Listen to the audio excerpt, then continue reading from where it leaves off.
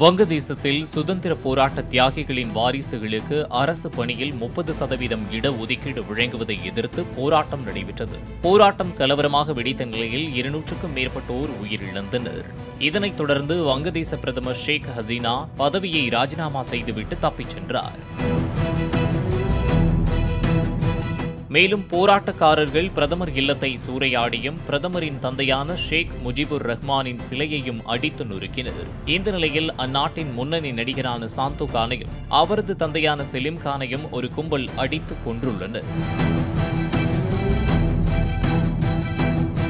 பிரபல தயாரிப்பாளரான செலிம் கான் ஷேக் ஹசீனாவின் தந்தையான ஷேக் முஜிபுர் ரஹ்மானின் வரலாற்றை படமாக இயக்கியுள்ளார். அத்திரைப்படத்தில் தனது மகன் சாந்தோ கானை செலிம் கான் நடிகராக அறிமுகப்படுத்தியுள்ளார் என்பது குறிப்பிடத்தக்கது. சாந்தோ கானும் அவரது தந்தையான செலிம் கானும் சந்த்பூரில் இருந்து தப்பித்துச் செல்லும் போது பலியா யூனியனில் உள்ள ஃபரக்காபாத் பஜாரில் ஒரு கும்பல் தாக்கத் தொடங்கியது. ஆனால் அவர்கள் துப்பாக்கியால் சுட்டு அங்கிருந்து தப்பினர். சிறிது தூரம் சென்ற பிறகு மீண்டும் ஒரு கும்பல் தாக்கியதில் சாந்தோ கானும் செலிம் கானும் உயிரிழந்துள்ளனர்.